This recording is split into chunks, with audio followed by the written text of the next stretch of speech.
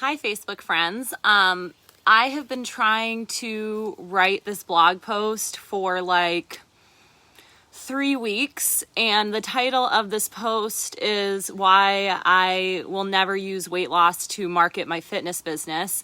And I just keep writing and writing and writing and writing. I can't get this blog post done. Like, I just can't, because so much is just coming up for me and I just need to get it out. And so I thought this might be a good way to do it. So when I first started personal training, it was just expected that people were going to come to me with weight loss goals. Mostly those were women. It was just a given that they were going to want to lose like anywhere from like 10 to 30 pounds, let's say. That was very common. And although it didn't sit very well with me at the time, especially in the beginning, I saw myself as like a service provider, and the customer is always right. So if that's what the customer wanted, that's what I was obligated to give them, right? Like, who was I to question that or look into that at all? So, and I was young at the time. I started training in my 20s. A lot of my clients were older than me, and it just didn't feel right to question their desires. So I did it, and I did do a lot of weight loss coaching, even though it, again, did not really sit well with me. Over time, as I started to confront my own body image issues, my own disordered behavior around food and fitness, it really became so grinding on my conscience to be working with clients and saying, oh yeah, sure, like, let's lose those 10 pounds, because it wasn't something that I was really believing in anymore as a healthy, psychologically healthy goal. Women come to me believing that their body is the problem, okay? That their individual body is like this issue that needs to be dealt with.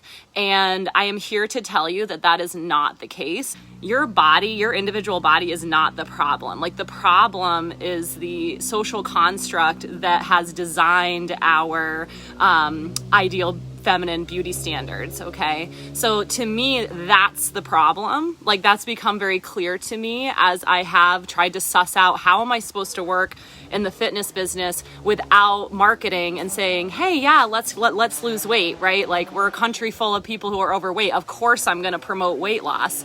So how am I going to move forward in this industry?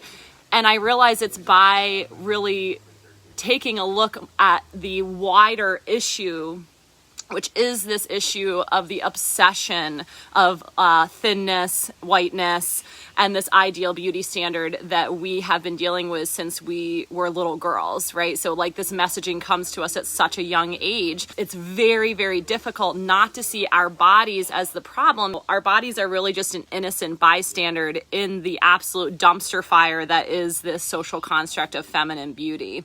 So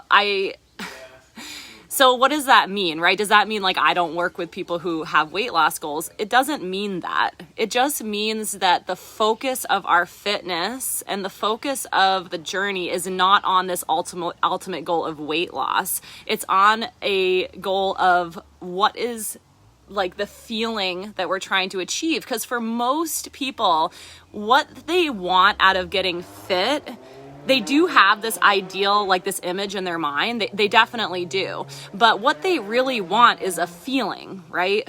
Like, what comes along with that ideal beauty standard, right? Like, if you woke up tomorrow looking like, I don't even know the name of anyone like recent, but like a Victoria's Secret model, like, what would that feel like? Feelings of acceptance, feelings of admiration, feelings of respect, feelings of being desired, envied, feeling of fitting in. Again, because we are indoctrinated with this idea of thinness and shrinking is always better for women, right? That's just like, I don't need to explain that to you. That is how it is. We really want those feelings that go along with this ideal beauty standard, okay? So for me, how we feel is much more important than the numbers, like the numbers on the scale or like measuring, right? So like, what's your dress size, what's your pant size, like how, what's the circumference of your quad or your bicep or whatever.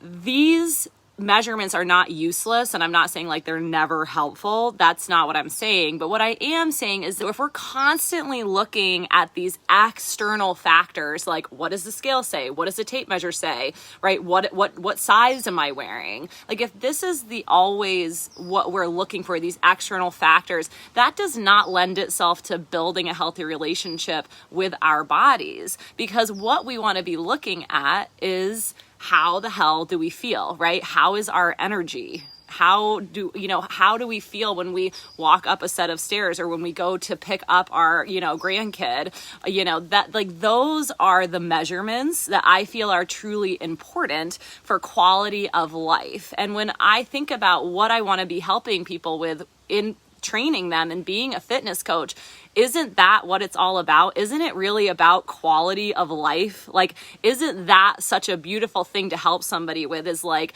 how can I help somebody just live a better life and be more comfortable and more energetic and be able to do the things that they want to do? Like, to me, that's the important measurement, not what the scale says, not what your pant size is, not what the tape measure says. Okay.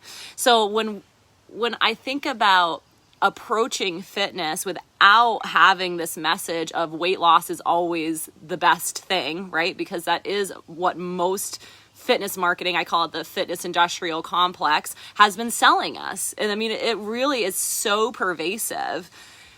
I can share with you that when I stopped using weight loss as a goal, which was like basically my goal since I was like 14 years old, up until till I was about 30. So it's like really not that long ago. When I stopped using that as this like constant grasping for this goal of weight loss, and I started focusing more on the relationship that I had with myself, right? I went to therapy. I started reading self-help books, and that work brought me that contentment, that ease. It helped me deal with my anxiety, my depression, all of the things that I thought if I just lost weight, I wouldn't be depressed. I wouldn't be anxious. I'd be happy. I would do these things that I was holding back from doing because of the way that my body looked, right? So it's like everything gets poured into this weight loss. Like if I could just lose the weight, my whole life is going to be different. Everything is going to come to me. It's going to be easy at that point. Like I call it like the pot of gold at the end of the rainbow, right? It's like we're chasing this idea that if we can just lose the weight, then everything else is going to fall into place for us. And that's just not true. Now, thin privilege is a real thing. Okay. So it is true that, when you are able to walk through the world, as a thin passing person, that life is a little easier for you. Okay. That is 100% the case. But I can argue with you a little bit on the fact that as a thin passing person myself, when I did manage to hate myself down 15, 20 pounds in my 20s, it was one of the most anxiety producing times of my life. I had gotten there through majorly restricting my calories, and I knew I couldn't keep it up, right? So like that time when I was like, oh my God, it's happening, like, right? I'm like a size 6, it was like it was like pushing something down, right? Like that's the feeling I had. And I knew I couldn't keep it down. I knew I couldn't. And it was so anxiety provoking. And every compliment that I got was heartbreaking to me, to have all those, wow, you look so great. Have you lost weight? Like, tell me your secret. Like, what are you doing differently? Are you in the gym all the time? Blah, blah, blah, blah, blah, blah, blah, blah, blah. Like every time that I got positive, like feedback, positive reinforcement during that time that I had lost this weight, it was so excruciating. It really, really was. In general, do not comment on people's bodies. Like you have no idea what's going on with them, right? And like the other time that I lost weight was during my divorce, and I was so stressed out that I wasn't eating. And I got a lot of compliments by people in the fitness industry about, wow, like you look so great, like keep it up. keeping it up for me at that time was not eating, crying all the time, being so stressed out I had like diarrhea constantly. That made me lose weight. And oh my God, people thought that I looked great, okay? So this is part of the problem. This is part of the problem of judging people's health and wellness based on the way that they look. Because during the time where I was smoking cigarettes, eating ice cream for dinner, having diarrhea all the time, stressed out to the max, that was the time I got the most compliments on my body, okay? So just really think about that, because we don't question, as long as they're losing weight, we don't question it, right? Oh, that must be healthy. They must be adopting healthy lifestyle, if they're losing weight, this is great, right? That is completely fucked, because it's really doing harm, and making that assumption is just really, it's just not healthy. And so I'm just going to say it again. You cannot judge a person's health solely by the way that they look. Smoking cigarettes, eating donuts I literally was driving to the gym. I would have a cigarette on my way to the gym. Okay. Like that was my life. Okay. So, just putting it out there, that's like my honest truth.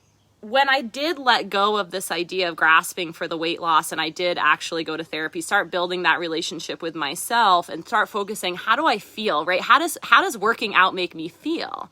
Like, what does it do for me, and what does it do for my quality of life? That was when things really took a change. When I started to look at my eating not as like, I want to eat less because I want to look a certain way. I thought to myself, I'd like to maybe eat less because I don't want to have a stomach ache. I was overeating till late in the evening, and it would cause me to wake up at 3 a.m. with a stomach ache. And then I was up for hours. My sleep was not good. I would wake up with a stomach ache in the middle of the night, finally get back to sleep, wake up with a stomach ache in the morning, right? So that was what I started focusing on, right? Like, how do I feel when I'm eating this way, right? Not how can I restrict so I can have this aesthetic, right? And when that started to change for me, that is when things came together. That is when, my anxiety did decrease. My depression did decrease, right? Because I was building that relationship with my body. I'm really late to the party, okay? Like, there are already trainers in this space of health at every size. There are already trainers here. And I'm like, woo, here I am, right? So I'm trying to be really respectful, because there's already people who have been doing this work for years and years and years. And I'm just coming into it. My friend Anthony, who's a trainer, he calls it Idiot Mountain. We have this thing in fitness where, like, when somebody first learns something in fitness, they tend to like become very dogmatic around it, and they're like, self-myofascial release is like, is going to cure everything, right? Like, there's just this idea we get really excited about things, and then you like kind of end up looking like an idiot because more experienced people are like, there's a little more nuance to it, but like, okay, I like your enthusiasm. And so I realized that I might be coming off that way, because I am in a place where I'm doing a lot of research. Like, I'm getting really excited, really exhilarated, really angry, and just super passionate around this idea of health at every size and fitness is for everybody. And like, I just want to be a part of it, and I want to be a promoter of it. So I am like very, very excited. I'm going to really try to like champion the people who are already doing this work, because I do think it's just incredibly important.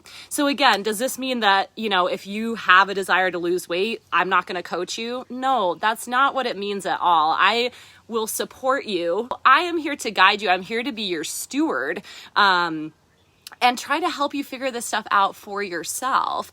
Am I going to be using weight loss as a measurement for you? No, I'm not going to do that, right? If you want to weigh yourself, that's your right? I'm not going to stop you from doing that, but I'm going to hold space for you in a different way, where we're focusing more on strength, on your energy levels. How are you sleeping? How is the food you're eating making you feel, right? So those are the things. It's just softer, what I like to call kind of like softer measurements versus hard measurements, where we're using a lot of numbers that I just don't believe help us us relate in a loving way to our bodies, right?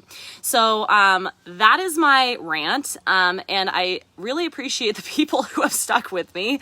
Again, I've been trying to write this blog post for literally weeks, and it just keeps getting windier, and like it's now like 50 pages long. I literally need like an editor to help me, but I just wanted to get this out to you guys, and I thought this rant was the only way I could really do it. So I really appreciate it listening, and if you have questions or comments, I'd love to hear your thoughts on this. And yeah, have a great rest of the Sunday. Bye, everybody.